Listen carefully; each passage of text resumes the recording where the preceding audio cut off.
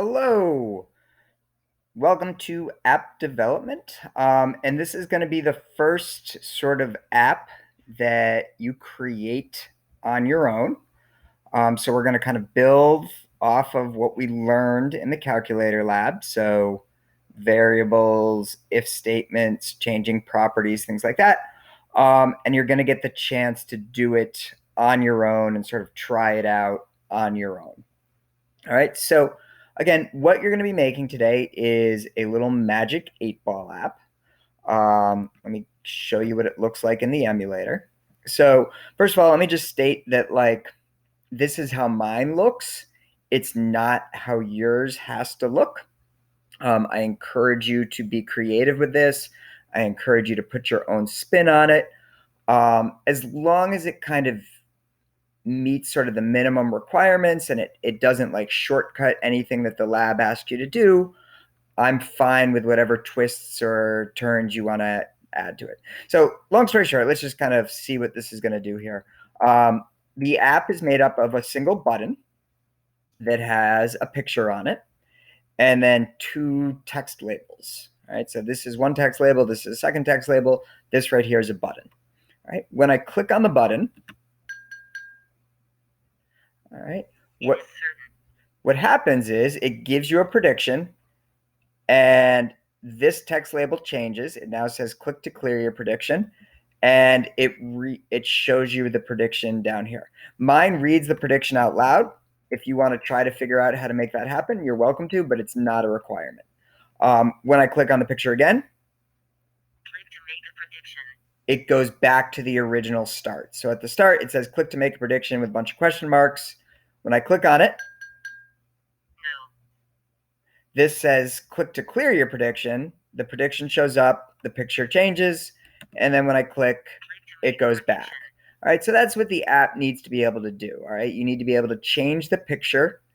You need to be able to rotate the text, and you're going to be randomly picking a prediction each time.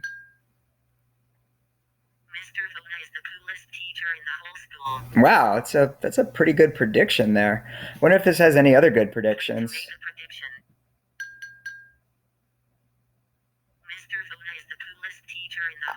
I don't disagree with that one, but we already knew that because it showed up on the last one.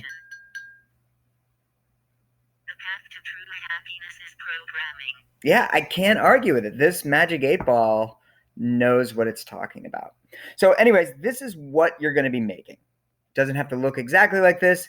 It doesn't have to have the same predictions mine has, but it needs this basic functionality, all right? A picture needs to change, and two text labels need to change. As long as those things are happening, you can put sort of your own unique spin on it. Now, a couple of things that you're going to need to know how to do for this lab is one, how to get the pictures up into App Inventor, and two, how you're actually going to submit this when you're done, because this is the first assignment that I'm actually going to ask you to submit.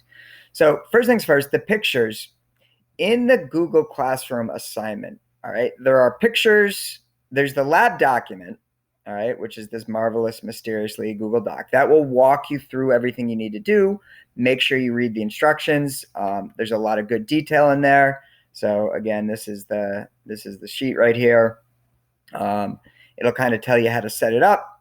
It'll tell you what you need for the code. It'll show you pictures of some of the blocks you're going to need. So again, it is important that you read this. You know, a lot of times kids just like look at the pictures and don't read the text, and then they get confused. So make sure that you read it so that you're really getting everything it has to say. And then at the bottom, there are a bunch of like optional ideas that you can use or not use to sort of spice up and make your app more interesting. But let's go back to the actual assignment. So there's the document, then there's some images and some sound files. All right, the sound files you do not need. It's just if you want to incorporate sound, you can. The images, you don't have to use these images, but you're welcome to. If you don't want to find your own images, you're welcome to use these. The way you're actually going to download them is when you click on them, it opens up like a preview window in Google Chrome. Now, from this preview window, if you click on these three dots and choose open a new window, it'll open up a new tab with that picture. And then when it opens up that new tab, you'll now have a download icon, and that will let you download the picture. All right, so the download icon doesn't show up when you're in the preview, but once you open it in a new window, you can download it, and then it'll download it to your computer. So again, if I wanted this other picture, I could go back, I could click on this. If I click on these three dots, I can choose open in a new window. And then once I open it in that new window, I can click download and it'll go download to my computer.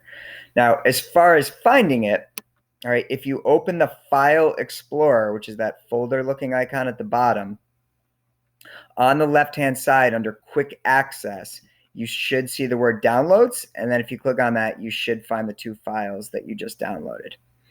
Now, as far as getting them into App Inventor is concerned, all right, from the design window, you're going to see down here, there's this little media window. All right, if you click upload file and then choose file, you can then go to your downloads folder and upload one of those files. And then once you upload it, once it's in the system, like if you go to change the background image, so here I have this background image, it'll list all the files that have been uploaded. So it'll only show the files that have been uploaded.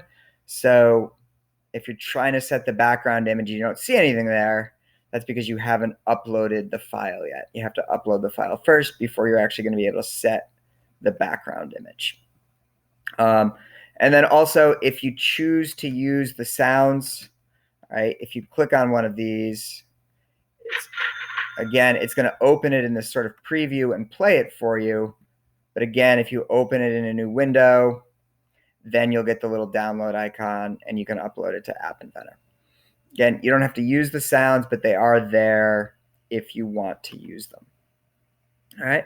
Last but not least, when you decide you are finished, all right, and this is not due at the end of the class, I would encourage you to have it done by the end of this week, because if not, you're going to start falling behind. But it's not like it's due at the end of this block. So like work on it for the 80 minutes or whatever the class is.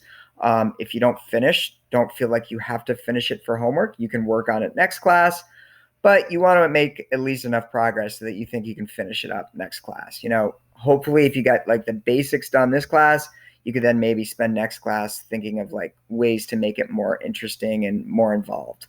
Remember, the way I usually grade things is if you just do the bare minimum, you get an 8.5 out of 10, which is an 85. If you want to go above an 85, then you have to put something on it that's your own. All right, it can't be exactly what's in the lab document. All right, last but not least, how to actually submit it. Okay, to submit a file with MIT App Inventor, you first have to download the file. So if you go to My Projects, you are going to see an option right here that says Export Selected Project.aia to my computer. All right, so again, you have the project open. All right, the app is open. You go to the My Projects menu. You go down to Export Selected Project to my computer. All right, and then it's going to send it to the downloads folder, just like it sent the pictures to the downloads folder. So if you look in your File Explorer, you're going to see this file called magic8ball.aia, because that's what I named my project. Yours will be whatever you name your project.aia. This is the file that needs to be included when you submit the assignment on Google Classroom. All right, I can't show you submitting an assignment because I'm a teacher and I don't have a way of like demoing that. But if you have questions on it or you get stuck on that, just let me know. We can figure it out together. But this right here is the file that I'm going to need submitted. All right, so again, pay attention to the lab document. It will tell you everything that you sort of need to do and sort of walk you through the process. This video is good for like the uploading the pictures and stuff like that. But again, this is sort of the finished product that you're looking for. You're going to set everything up in the design view. You're going to go over to the blocks view. You're going to write your code. Again, yours might look a little different than mine. That's fine. But this is sort of your first chance to sort of create something on your own. All right, so I hope this was helpful. Best of luck. And as always, reach out with any questions. All right, thank you. Goodbye.